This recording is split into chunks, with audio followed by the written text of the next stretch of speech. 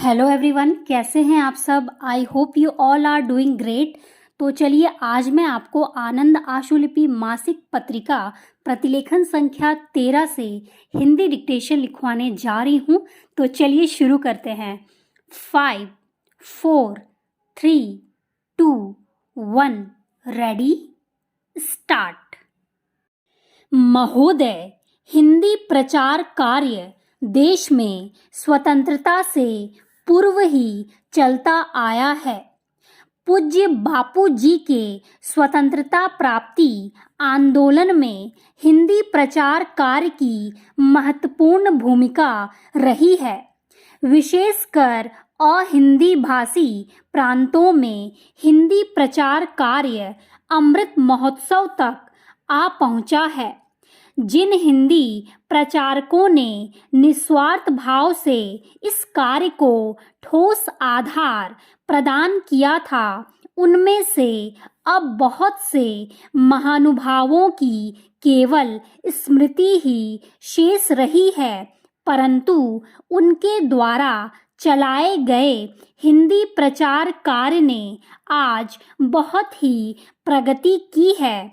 इसमें से अधिक श्रेय केंद्र सरकार द्वारा संचालित निशुल्क हिंदी अध्यापन वर्गों को आर्थिक सहायता भी हो सकता है। फिर भी यह नहीं भूलना चाहिए कि यह एक नितांत आवश्यक और राष्ट्र सेवा का कार्य रहा है।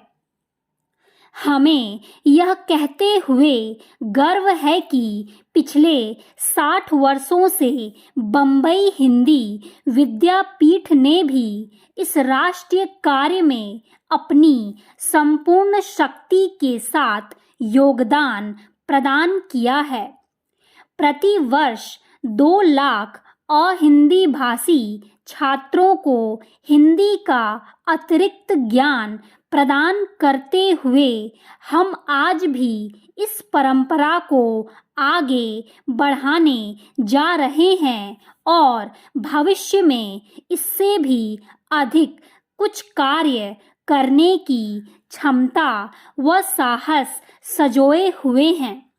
स्वतंत्रता प्राप्ति के बाद केंद्र सरकार ने हिंदी प्रचार कार्यों से संलग्न संस्थाओं के कार्यों का निरीक्षण किया तथा उनके कार्य के अनुसार केंद्रीय अनुदान देना प्रारंभ किया। यह कार्य आज 35 वर्षों से भी अधिक समय से लगातार चल रहा है। वैसे राष्ट्रीय महत्व की कुछ संस्थाओं को छोड़कर अन्य किसी संस्था को संचालन खर्च के लिए केंद्रीय सहायता नहीं मिलती।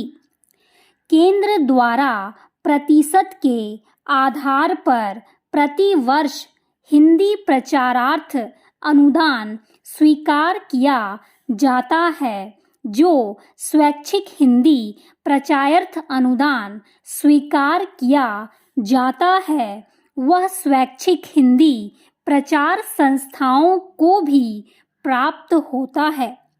वस्तुतः केंद्र सरकार का यह कार्य बहुत ही सराहनीय है।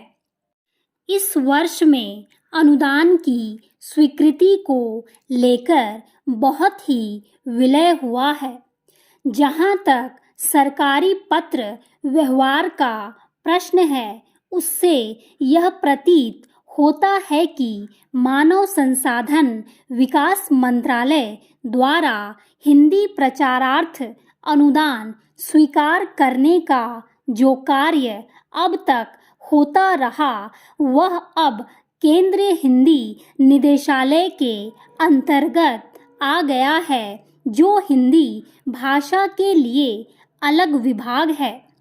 इस परिवर्तन से विलंब का होना स्वाभाविक था, क्योंकि एक विभाग से सारे कागजातों का दूसरे विभाग में स्थानांतरित होना एक प्रकार से कठिन ही कार्य था।